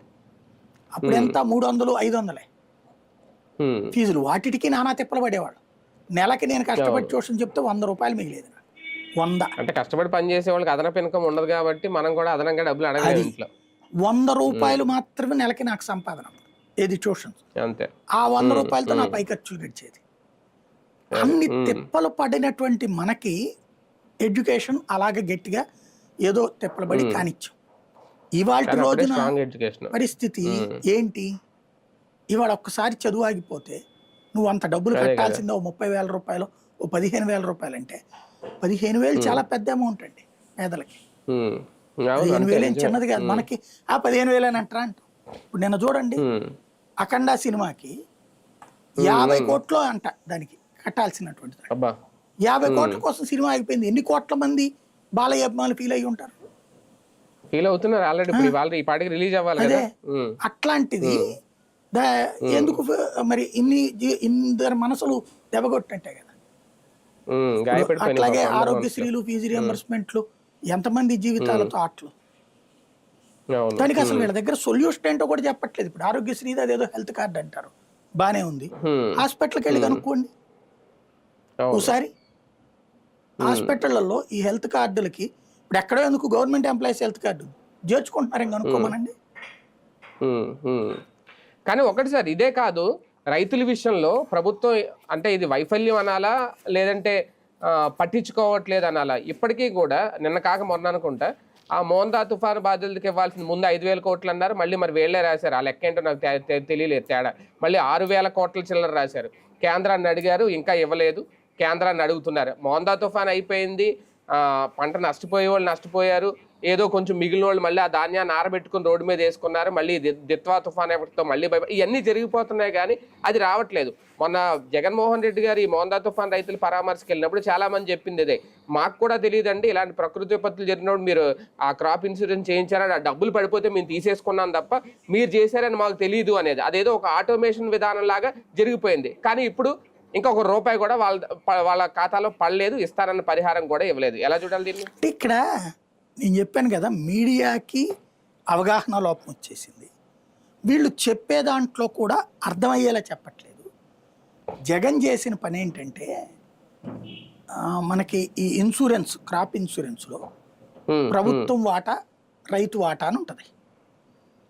రైతు ఎకరాకి 500, 700, 1,200, 1,500 ఆ పంటల్ని బట్టి పెట్టాల్సి వస్తుంది. అక్కడ అమౌంట్ కట్టాలి. ఇటు ప్రభుత్వం దానికి యాడ్ చేసి కట్టాలి.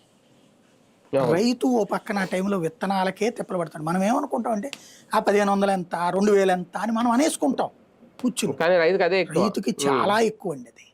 అవును. ఆ తిప్పలు పడేటటువంటి రైతుకి అదనం ఇది. ఉమ్, కాబట్టి ఉమ్, ఇది పోయినప్పుడు చూసుకు సర్దాలో ముందు అంటే మనకి పెళ్ళప్పుడు భరణం గురించి మాట్లాడితే ఎట్టుంటది, రేపు మనం విడాకులు తీసుకుంటే అవును. అట్లాగే ఆలోచిస్తాడు ఏ రైతు. అంతే కదా. దాంతో ఇన్సూరెన్సులు అందరు కట్టరు, కట్టకపోతే డబ్బులు రావు. ఉమ్, రెండోది కట్టినా ఆ పంటకి సంబంధించి మినిమం ఇంత లాస్ అయితేనే ఇస్తారు ఇన్సూరెన్స్ కంపెనీ. ఉమ్, పూర్తిగా ఉమ్, ఇస్తారంటే లేదు, ప్రభుత్వం ఒత్తిడి వీటన్నిటి మీద ఆధారపడి. అవును. దీనికి ప్రతి ఏడాది కూడా కొన్ని వందల కోట్ల రూపాయలు ప్రభుత్వం డబ్బులు పోస్తుంది. జగన్ అది లెక్క తీసాడు. తీసినప్పుడు ఉమ్, 500 కోట్లు ఎంతో ప్రతి ఏడాది మనం ఖర్చు పెడుతున్నాం ప్రతి సీజన్కి ఇన్సూరెన్స్కి. తీరా చూస్తే నష్టం వాటిల్లుతున్నదేమో 1000 కోట్లకు 1200 కోట్లకు అయితే లేదు 300 కోట్లు 400 కోట్లనే అనుకుందాం. అందరికి వీళ్ళు పరిహారం ఇవ్వట్లేదు. ఇన్సూరెన్స్ కంపెనీ 200 కోట్లు 300 కోట్లు మిగుల్చుకుంటోంది తప్పించి అవును. రైతు మాత్రం నష్టపోతూనే ఉన్నాడు. అది కూడా ఇప్పుడు ఇన్సూరెన్స్ అంటే వచ్చే ఏడాది దాకా సాగదీస్తారు కంపెనీ వాళ్ళు. అవును. ఉమ్, ఎందుకంటే వీడికి ఈ 500 కోట్లు వడ్డీ వేసుకున్న వాడికి బోల్డ్ అంత వచ్చేది కదా బ్యాంకు. అవును. బోల్డ్ రూపాయి వస్తుంది. వాడు రూపాయి వడ్డీకి రూపాయిన్నర వడ్డీకి ఇచ్చుకుంటాడు. ఉమ్, 500 అవును. కోట్లు రూపాయిన్నర వడ్డీ అంటే ఎంత మిగిలినట్టు వాడికి. అబ్బా. అందుకని వాడు సాగదీస్తాడు కావాలని. ఉమ్, ఈ ట్రిప్ ఇవాళ పెట్టిన దానికి వచ్చే ఏడాది జూలైకో అట్లా ఇస్తాడు వాడు. ఓకే. దానికి జగన్ ఇవన్నీ ఎక్స్పర్ట్స్ తో కూర్చుని మాట్లాడి డెసిషన్ తీసుకుంది ఏంటంటే అసలు ప్రభుత్వమే ఒక ఇన్సూరెన్స్ కంపెనీ పెట్టేస్తానన్నాడు. ఓకే. అది కేంద్రానికి చెప్పాడు, ఏమంటే మీరు ఇస్తున్నారు కదా క్రాప్ ఇన్సూరెన్స్ కొంత అమౌంట్, అది మాకు ఇచ్చేయండి, నేనే ఇన్సూరెన్స్ కంపెనీ పెట్టేస్తాను రాష్ట్ర ప్రభుత్వం తరపున అని అడిగాడు. అవును. రైతుల నుంచి మేము కలెక్ట్ చెయ్యం, మీ డబ్బులు మా డబ్బులు కలిపేసేస్తే సరిపోతుంది అని చెప్పాడు. ఈ లెక్కలు చెప్పాడు అతను. 300 కోట్లు వాళ్ళు ఇస్తున్నారు, 200 కోట్లు ఇన్సూరెన్స్ వాడు మిగిల్చుకుంటున్నాడు, అవును. ఇది మనకి మిగులుతుంది కదా అని చెప్పాడు. లేదా అసలు మీరు కూడా ఇవ్వక నేనే ఇచ్చుకుంటానన్నాడు. కేంద్రం ఏముంది, నువ్వు ఇచ్చుకుంటే ఇచ్చుకో, మేము నీకు ఇవ్వం ఒకటి. రెండవది ఏం చెప్పింది కేంద్రం, ఇన్సూరెన్స్ రెగ్యులేటరీ యాక్ట్ కింద ఒక ప్రభుత్వం నిర్వహించడానికి అంగీకరించబడదని చెప్పింది, కుదరదని చెప్పింది. ఇన్సూరెన్స్ కంపెనీని ఒక ప్రభుత్వం నడపడం కుదరదని చెప్పింది. దెన్ ఇతను ఏం చేశాడు, ఈ బడ్జెట్లో క్రాప్ ఇన్సూరెన్స్ కోసం ఏదైతే పెడతారో ఆ అమౌంట్ ఒక బల్క్ అమౌంట్గా అక్కడ పక్కన పెట్టేశాడు. ప్రకృతి వైపరీత్యం జరగగానే దానికి ప్రభుత్వం రేట్ ఫిక్స్ చేసేసి, ఇదివరకు ఏంటి ఆ ఇన్సూరెన్స్ కంపెనీ ఫిక్స్ చేసేది, ఏది విత్తనము ఇవన్నీ కలిపి లెక్కేసి దాంట్లో 30% 40% అనౌన్స్ చేసి అందులో 20% 30% ఇచ్చేది. ఇప్పుడు ప్రభుత్వం నిర్ణయిస్తుంది రేట్ ఎంత అనేది క్రాప్కి. ప్రభుత్వం కట్టేసింది అక్కడ ఇన్పుట్ సబ్సిడీ పేరుతోనా లేకపోతే ఇన్సూరెన్స్ పేరుతోనా. అది జగన్ చేసిన యాంగిల్. దానికి వీళ్ళు అప్పట్లో ఏం గొడవ చేశారు, క్రాప్ ఇన్సూరెన్స్ కట్టలేదు ఈ ప్రభుత్వం దుర్మార్గం అన్నారు. అతని ముక్క చెప్పినా అర్థమయ్యేలా ఎక్స్ప్లెయిన్ చేయడం ఎవరికి సాధ్యం కాలేదు.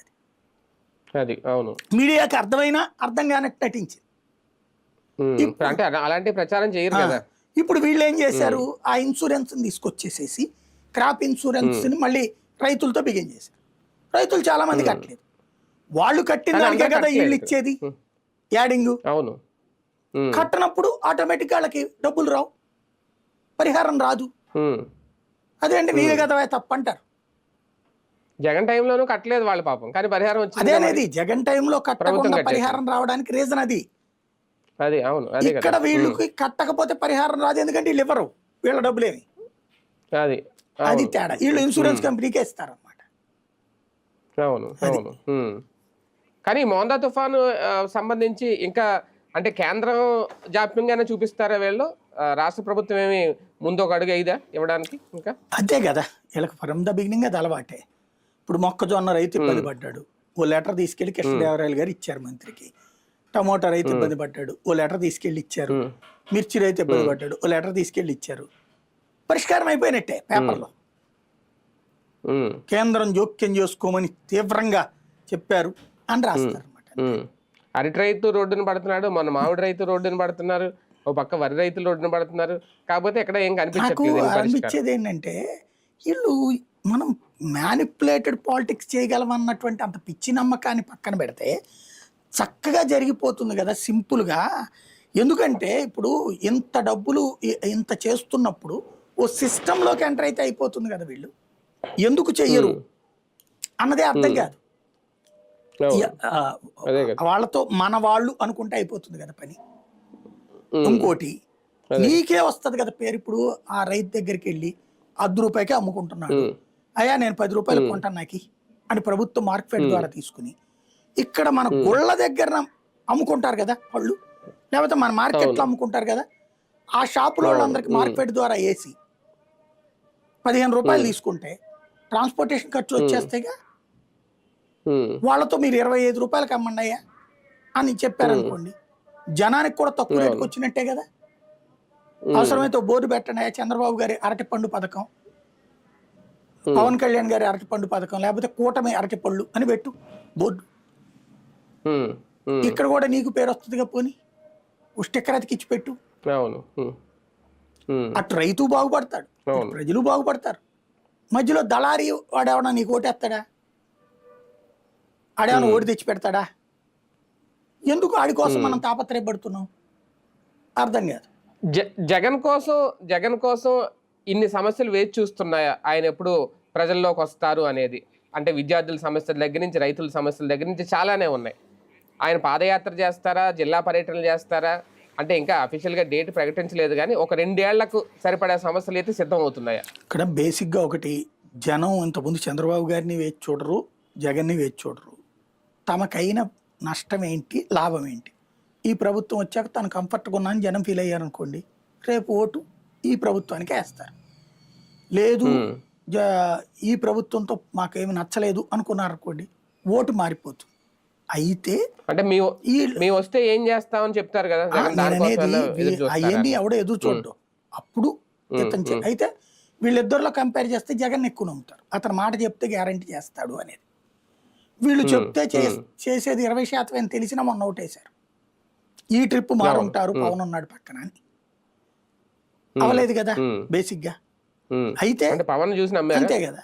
జగన్ పాదయాత్ర నేను అనుకోవడం ఏంటంటే, ఇప్పుడు నాకు వినబడుతున్నది, ఢిల్లీలో వినబడుతున్నది 28లో జమిలీ ఎలక్షన్ జరిగే అవకాశం ఉంది అంటున్నారు. 27 ఎండింగ్ గానీ, 27 డిసెంబర్ గానీ, 28 మార్చిలో గానీ. అంటే తెలంగాణ ఎన్నికలు కలిసి. ఎందుకంటే రేపు వచ్చే 26 ఏప్రిల్ నుంచి జనగణన జరుగుతుంది. 27 ఏప్రిల్కి అయిపోతుంది అది జనగణన. ఆ తర్వాత 6 months లో ఇవి జరుగుతున్నాయి, నియోజకవర్గాల పునర్విభజన.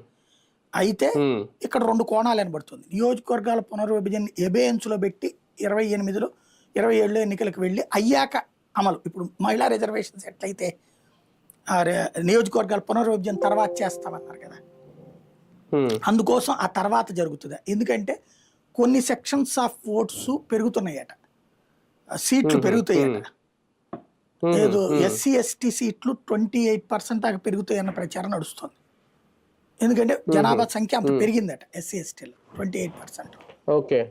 అట్లాగే ఈ మైనారిటీ సంఖ్య కూడా పెరిగింది కాబట్టి వాళ్ళకి సీట్లు ఎక్స్ట్రా అవుతాయి. ఇప్పుడు ఆయా వర్గాల్లో ఉన్న పట్టు ఇవన్నీ లెక్కలేసుకునేసి ఎలక్షన్స్ అయిపోయాక అది అమలు చేస్తామని చెప్పి ముందస్తుకెళ్తారా, లేకపోతే నియోజకవర్గాల పునర్విభజన చేసి 2028లో ముందస్తు ఎన్నికలకు వెళ్తారా? అంటే జనగణన కులగణన కూడా పూర్తి అయిపోతాయి. 26 అయిపోతుంది.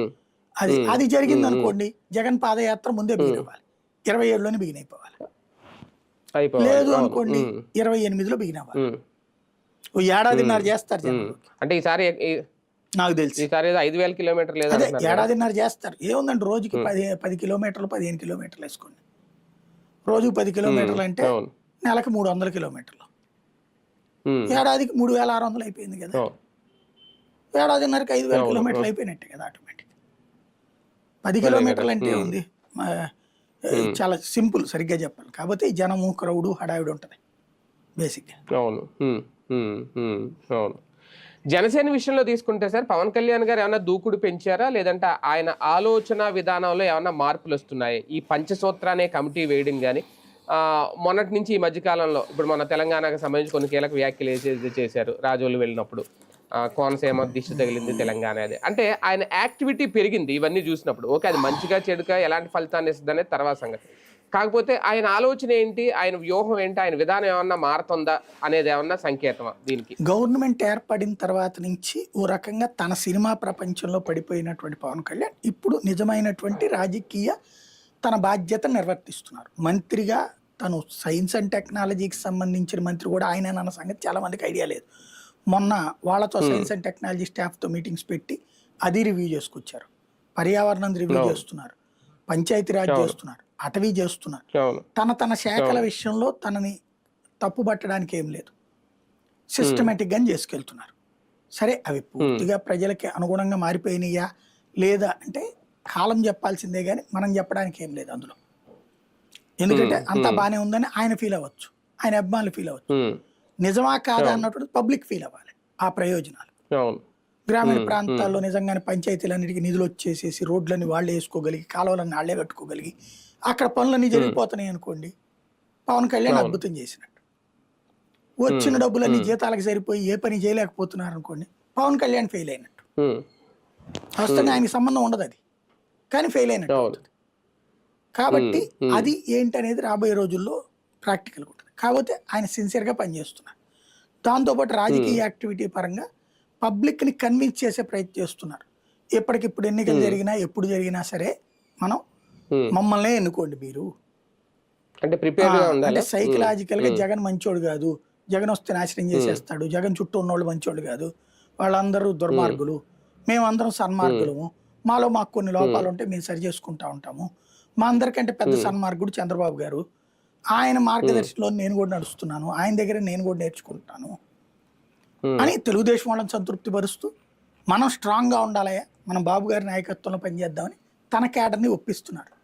15 ఏళ్ల పాటు కూటమి ఉంటేనే రాష్ట్రం బాగుపడుతుంది అనేటటువంటిది కన్విన్స్ చేసే ప్రయత్నం కంటిన్యూ చేసుకొస్తున్నారు. అంటే ఇది ఈ 5 మ్యాన్ కమిటీ ఏదైతే ఉందో పంచసూత్ర, ఇది పార్టీ కోసమా కూటమి కోసమా ఆయన వేసిన కమిటీ, లేదంటే ఒక కాపు సామాజిక వర్గం కోసం? పార్టీ కోసమే వేశారు. 5గురితో సరిపోదు అనేది నా వ్యక్తిగత అభిప్రాయం. కానీ ముందు అసలు లేని దానికంటే ఒకటి బెటర్ కదా, పంచాయతీ స్థాయి నుంచి పై దాకా 5గురితో ఒక కమిటీ అంటే ముందు అసలు మనం ఆ ఊరు వెళ్ళినప్పుడు ఎవరిని బలకరించాలంటే పేరు తెలుసుద్దాం. ఈ ఊరిలో జనసేన వాళ్ళు ఎవరున్నారు అంటే సో అండ్ సో ఈ 5గురు కమిటీ అనేది ప్రచారంలోకి వస్తుంది. అది మంచి పని. అవును. అంటే ఇప్పుడు పిఠాపురంలో ఫస్ట్ ప్రయోగాత్మకంగా కమిటీ వేసారు సార్. అందులో ఉన్న 5గురిని చూసుకుంటే ఎంపీగా ఉన్న, ఇక్కడ కాకినాడ ఎంపీగా ఉన్న ఉదయ్ శ్రీనివాస్ ఉన్నారు, అలాగే ఆయన తుమ్మల బాబు, ఆయన ఇక్కడ జనసేన అధ్యక్షుడిగా ఉన్నారు, హరిప్రసాద్ గారు ఉన్నారు ఎమ్మెల్సీగా, మాజీ ఎమ్మెల్యే మొన్నటి వరకు వైసీపీలో ఉన్న పెండెం దొరబాబు, అలాగే ఓదూరి కిషోర్. వీళ్ళని చూసుకున్నప్పుడు వీళ్ళందరూ కాపు సామాజిక వర్గమే, వేరే వర్గం వాళ్ళకి అవకాశం ఇవ్వలేదు. ఓకే, ఒక వీర మహిళ అని అన్నారు, నెక్స్ట్ నియోజకవర్గాలు వేసినప్పుడు వాళ్ళని ఏమన్నా తీసుకుంటారేమో.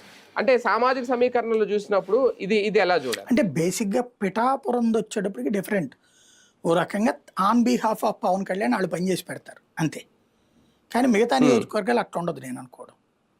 టాప్ 5 సామాజిక వర్గాలను తీసుకుంటారేమో, మేబీ టాప్ 5 సామాజిక వర్గాలు తీసుకుంటారేమో. మామూలుగా అయితే 15-20 మందిని పెడితే 15 సామాజిక వర్గాలు కౌంట్ అవుతుంది. అసలు ఈయన సామాజిక వర్గాన్ని కౌంట్గా తీసుకోరు, అది మొదటి నుంచే ఉన్నది. ఇప్పుడు లేకపోతే మంత్రివర్గంలో 3 ఇప్పుడు ఉన్నది. కందులు దుర్గేష్ ఏ సామాజిక వర్గం, ఈయనే సామాజిక వర్గం. జనసేన నుంచి 3 ఉంటే 3 ఓసీనే, 2 కాపు, 1 అమ్మాయి. వీళ్ళ పార్టీ నుంచి ఒక ఎస్సీకో ఒక ఎస్టీకో ఇప్పించలేదు కదా, ఆయన అది కౌంట్ అయ్యారు. టోటల్ గవర్నెన్స్ వచ్చినప్పుడు లెక్కేసుకోవాలనుకుంటారు. కాబట్టి అది ఇంతకుముందు కూడా ఇప్పుడు లేకపోతే వాళ్ళ రాష్ట్ర కమిటీ ఉంది, దాంట్లో కుల సమీకరణం ఎక్కడ. ఇంకోటి అసలు పవన్ కళ్యాణ్, నాగబాబు, తర్వాత ఆయన పేరేంటది, వీళ్ళిద్దరూ మెయిన్ నడిపించేది. నాదెళ్ల మనోహర్, కందుల దుర్గేష్, ఈ 4 అనుకుందాం. వీళ్ళలో వేరే సామాజిక వర్గాలు ఏమున్నాయి లేరు, అదే కదా. కాబట్టి ఆయన అసలు అది లైట్ తీసుకుంటాడు, పట్టించుకోరు. జనం పట్టించుకుంటారా లేదా అన్నది భవిష్యత్తు చెప్తుంది. అలాగని కాపు సామాజిక వర్గం ఓన్ చేసేసుకున్నట్టేనా జనసేనని? ఏది కాపు సామాజిక వర్గం ఆల్రెడీ ఓన్ చేసుకుంది, అది కంటిన్యూ అవుతుందా లేదా అనేటటువంటిది రేపటి దీంట్లో తెలుస్తుంది నెక్స్ట్ టైంలో. ఉమ్, ఉమ్, అది మెయిన్. ఉమ్, ఉమ్, ఉమ్. సరే, ఈ వారంలో మావోయిస్టుల అలజడి ఒక రకంగా ఇంకా అయిపోతుందేమో, తగ్గిపోతుందేమో అని అనుకున్నారు. కానీ తాజాగా వాళ్ళు విడుదల చేసిన ఒక లేఖ ఏదైతే ఉందో, మొత్తం హెడ్మా ఎన్కౌంటర్ ఫేక్ అని, ఆయన్ని 3 రోజుల పాటు తీసుకెళ్లి చిత్రహింసలు పెట్టి మరి అది హత్య చేశారు, ఎన్కౌంటర్ కాదు, అది హత్య చేయబడ్డారు అని చెప్పడం, ఆ లేఖ విడుదల చేయడం వాళ్ళ ఉనికిని బలంగా చాటుకునే ప్రయత్నమా, వాళ్ళ వ్యూహం ఏమన్నా ఇంకా ఉంది అని అనుకోవాలా? అంటే బేసిక్గా ఇంకా మళ్ళీ కొంతమంది లొంగిపోవడానికి ప్రయత్నిస్తున్నారు కదా, వాళ్ళకి బెదిరించడం, మిమ్మల్ని కూడా వాళ్ళు చంపేస్తారు అని చెప్పేసి. రెండవది ఒక సింపతి క్రియేట్ చేయడం, మేబీ అయ్యి ఉండొచ్చునేమో, మనం చెప్పలేము అది. మరి అదే నిజమైతే గనక ఎందుకు వీళ్ళు పిటిషన్లు ఇలా? అర్బన్ నక్సలైట్లు ఉన్నారు కదా, వాస్తవంగా నక్సలైట్లు అడవుల్లో ఉంటే వాళ్ళ తరపున డబ్బులు కలెక్ట్ చేసి పంపించే బ్యాచే అర్బన్ నక్సల్స్. వాళ్ళు బహిరంగ సమాజంలోనే నక్సలైట్ల గురించి ఓపెన్గానే మాట్లాడతారు, వాళ్ళు కరెక్ట్, వాళ్ళ సిద్ధాంతం వాళ్ళదే అని చెప్పేసి. వాళ్ళు కోర్టులో వేస్తారు కదా కేసులు, ఎందుకు వేయలేదు, పోస్ట్ మార్టం చేయించాలి సపరేట్గా అనేసి. అంత్యక్రియలు ఎవరి చేత చేయించాలన్న దాని మీద జరిగింది, వేగంగా చేయించాలి. ఇట్లాగే హింస పెట్టారు, కొట్టి చంపారు, పోస్ట్ మార్టం అట్లా చేయాలి ఆ రూట్లో అని అడగలేదు కదా. అడిగితే గతంలో అట్లాంటి తీర్పులు ఇచ్చిన సందర్భాలు చాలా ఉన్నాయి. ఇంకోటి ఇతను అంత్యక్రియలు కూడా మూల జరిగిపోయినాయి మారేడుమిల్లి దగ్గరే. ఏ కేజీహెచ్కో తీసుకొచ్చి ఎక్స్పర్టైజేషన్తో చేయించాలని ఎవరు అడగలేదు ఏంటి అంటే, అర్బన్ నక్సల్స్ కూడా భయపడిపోయారు అప్పుడు. ఒకటి హెడ్మాన్ అట్లాగా క్రూరంగా చంపితే తప్పే, సేమ్ టైం హెడ్మా చంపిన పోలీసులు, హెడ్మా చంపిన గిరిజనులు, వాళ్ళని కాళ్ళు నరికి చేతులు నరికి చంపారు. దానికి ప్రతీకారం కూడా అయి ఉండొచ్చు. యుద్ధంలో ప్రతీకారం అలవాటు అనుకుంటే ఇద్దరిది తప్పులేదు, మానవతా దృష్టితో ఆలోచిస్తే ఇద్దరిది తప్పే. అంటే నక్సలిజాన్ని అంతం చేయడం అంత ఈజీ కాదు అని కూడా చెప్పే ప్రయత్నం ఏమైనా చేస్తున్నారా ఈ లేఖలు విడుదల చేసి? అది ఈ కాగితాలతో నేలకి గీసుకుంటారా? 170 ఏరియాల్లో ఉన్నటువంటి నక్సలిజం ఇప్పుడు 11 ఏరియాలకు వచ్చేసింది. ఇంకేదో సాధిస్తున్నాం, సాధించామని చెప్పుకోవడం అమాయకత్వం. ఒకటి ఫస్ట్ ఏంటంటే, అమిత్ షా వ్యూహపరంగా చేయడం ఒక ఎత్తు అయితే, ఫస్ట్ గ్రౌండ్ లెవెల్లో పబ్లిక్ నక్సలిజాన్ని డిజోన్ చేసుకోవడం ప్రారంభమై 10 ఏళ్ళు అయిపోయింది. అంతకు ముందు ఏంటంటే, తిండికి లేక, బట్టకి లేక, ఉండటానికి లేక, ఊర్లో అవమానాలు, అవహేళనలు, వివక్ష, వీటన్నిటిని సఫర్ అయినటువంటి జనం. ఆ జనం పక్షాన్ని నక్సలైట్ పోరాడుతున్నప్పుడు తమ హీరోల కిందన, వీరుల కిందన చూశారు జనం, నిజం. బట్ ఇవాళ రోజున అట్లాంటి వాతావరణం లేదు కదా. కాబట్టి రెండోది సంక్షేమ పథకాలు లాంటి, ఇదివరకటి రోజుల్లో నక్సలైట్లతో చెప్పిస్తే తమకు పని అవుతుంది అనేటటువంటి ఒక ధైర్యం ఉంది. ఇప్పుడు ఎవరితో అవసరం లేదు, ప్రభుత్వం ఇవ్వాలనుకుంటే డైరెక్ట్గా ఇచ్చేస్తోంది, ఏ ఒత్తిడి అక్కర్లేదు. దెన్ అట్లాంటప్పుడు ఇంకా భయం ఏముంది వాళ్ళకి, అవసరం ఏముంది? అదే ఇప్పుడు స్పష్టంగా కనబడుతుంది. అంటే ఆపరేషన్ కగార్ అయితే కేంద్రానికి ఒక మంచి ఫలితాన్ని ఇస్తుందని అనుకోవాలి. ఖచ్చితంగా ఆపరేషన్ కగార్ ఇప్పటికీ 95% సక్సెస్, ఓ 5% మిగిలింది అవశేషం అనమాట. మార్చి నెలాఖరుకు తెలుస్తుందేమో ఏంటనేది. సార్ విషయంలో, స్పెషల్ ఇంటెన్సివ్ రివిజన్ విషయంలో మమతా బెనర్జీకి కాస్తంత రిలీఫ్ ఏమన్నా వచ్చిందా? నిజంగా ఒత్తిడి తట్టుకోలేక కొంతమంది అధికారులు కూడా ఆత్మహత్యలు చేసుకోవడం, ఆత్మహత్య ప్రయత్నాలు చేయడం వంటివి జరిగినాయి అని చెప్పి ఈసీ నమ్మిందా? అందుకే గడువు పెంచిందా? గడువు పెంచడానికి ఏం టెన్షన్ ఏం లేదు, అది ఇంకా కావాలంటే కొన్ని నెల రోజులైనా పెంచచ్చు. ఎందుకంటే ఇప్పటికిప్పుడు ఎలక్షన్ ఏం లేదు కదా. అక్కడ ప్రెషర్ పెరిగింది ఉద్యోగుల మీద ఎవరి వల్ల? తృణమూల్ కాంగ్రెస్ వాళ్ళ వల్ల, ఈసీ వల్ల కాదు. తృణమూల్ కాంగ్రెస్ వాళ్ళ వల్ల ప్రెషర్ పెరిగింది, వాళ్ళకి టైం వల్ల కాదు ఆ ప్రెషరు. మేం చెప్పిన వాళ్ళందరూ బంగ్లాదేశ్ వాళ్ళని కూడా ఇట్లా రాసేయమని చెప్పడం వల్ల. అందులో ఆ సర్టిఫికేట్ అప్లికేషన్స్లో కొన్ని పూర్తి చేయకపోయినా సరే ఓకే చేసేయమంటారు. దానివల్ల వాళ్ళు చనిపోయారు. దాన్ని మమత ఇటు డైవర్ట్ చేస్తుంది. బేసిక్గా ఏంటంటే, అప్లికేషన్స్ ఇచ్చేసారండి, ఇంకా ఇవ్వని వాళ్ళు ఉన్నారు. దగ్గరగా 70-80 లక్షల మంది ఉన్నారు. దానికే మమతా బెనర్జీ ప్రభుత్వం అబ్బాయి వాళ్ళు ఇంకా అవ్వలేదు అంటే రాయడానికి ఎన్ని రోజులు పడుతుంది? 1 సంవత్సరం పట్టుద్దా? ఒక ఎగ్జామ్ రోజుకి 8 గంటలు పెట్టమన్నట్టు ఉంది అనమాట ఇది. సరే కానీ మన కోర్టు కూడా పోయేదే ఉంది, ఇప్పటికిప్పుడు ఎలక్షన్ ఏం లేదు కదా. అదే సందర్భంలో సిబ్బందిని పెంచండి అని చెప్పింది అదే ప్రభుత్వానికి. కావాలని మీరు సిబ్బందిని తక్కువ ఇచ్చి వేగంగా పని కాలేదంటే ఎట్టగా అని అడిగింది. ఎందుకంటే ఎలక్షన్ కమిషన్ ఉద్యోగులు అంటే ఎవరు ఉండరు, రాష్ట్ర ప్రభుత్వ ఉద్యోగులు, ఎలక్షన్ కమిషన్ ఉద్యోగులు. కావాలని డ్రాగ్ చేసింది ఆవిడ. ఆవిడ అనుకుంటుంది ఏంటంటే ఈ రచ్చ ఎలక్షన్ దాకా సాగదీయాలని, అప్పుడు ప్రయోజనం అనుకుంటుంది ఆవిడ. చూడాలి అది చేస్తారు. పశ్చిమ బెంగాల్లో తనకు తిరుగులేదు, బెంగాల్ టైగర్ అనుకునేది ఇది ఓన్లీ ఒక సర్ర అనే దానికి ఎందుకు ఎంత వణికిపోతున్నారు, ఎందుకు ఎంత భయపడుతున్నారు? ఆవిడ నియోజకవర్గంలో 41,000 మంది తేలారు బంగ్లాదేశ్ నుంచి వచ్చి. ఆవిడ ఒక్క నియోజకవర్గం మొన్న గెలిచింది ఆవిడ. అందులో 8,000 మంది, ఈవిడ గెలిచింది 8,000 ఓట్ల తేడాతో. మమతా బెనర్జీ గెలిచింది 8,000 ఓట్ల తేడాతో. మొన్నటిసారి మమతా బెనర్జీ సొంత నియోజకవర్గం ఇదే సువేంద్ర అధికారి మీద పోటీ చేసి ఓడిపోయింది కదా. ఓడిపోయిన తర్వాత మళ్ళీ తన నియోజకవర్గాన్ని వదిలేసి సింగల్ గానే పోటీ చేసి ఓడిపోయింది. చివరికి మళ్ళీ సీఎం అయ్యాక వేరే నియోజకవర్గంలో పోటీ చేసినప్పుడు 8,000 ఓట్ల తేడాతో మాత్రమే గెలిచింది. ఆ 8,000 ఓట్ల తేడా ఉన్న చోట 41,000 మంది అప్లికేషన్స్ రిటర్న్ ఇవ్వాల సర్వే. అంటే అర్థం ఏంటి, వాళ్ళు దొంగ ఓటర్లని. మరి ఇప్పుడు వాటితో గెలుస్తున్నప్పుడు మమతా బెనర్జీకి ప్రాబ్లమే కదా, అందుకోసం ఆలస్యం చేస్తున్నాడు. కేంద్రం కూడా క్లియర్ సంకేతం ఇచ్చేస్తుందా సార్, ఇక ఏ రాష్ట్రంలో అయినా ఈ సర్ర అయితే కంటిన్యూ అవుతుంది? కేంద్రానికి ఏం సంబంధం లేదు, ఎన్నికల సంఘం అది ఇంకా మార్చేది అయిపోతుంది. అంటే ఒక రకంగా ఏరివేత, దీన్ని ఓట్ చోర్ అనుకున్నా ఏమనుకున్నా వెనక్కి అయితే ఆగదు. రైట్. చూద్దాం. మొత్తానికి ఆంధ్రప్రదేశ్ రాజకీయాలే కాదు, అటు దేశవ్యాప్తంగా కూడా రాజకీయాలు హీట్ ఎక్కుతున్నాయి. ప్రధానంగా నిజంగా 2028లో జమిలీ ఎన్నికలు జరుగుతాయా, అదే కనుక జరిగితే మొత్తం దేశవ్యాప్తంగా ఉన్న అన్ని రాష్ట్ర రాజకీయాల్లో కూడా ఎలాంటి మార్పులు చోటు చేసుకుంటే జగన్మోహన్ రెడ్డి త్వరగా ప్రజల్లోకి వెళ్ళి ఆ కార్యక్రమాన్ని కూడా పూర్తి చేస్తారా, పాదయాత్ర ఎప్పుడు ప్రారంభిస్తారు, ఇవన్నీ కూడా వేచి చూడాల్సిన అంశాలు. ఇది ఇవాల్టి వీకెండ్ విత్ జర్నలిస్ట్ సాయి.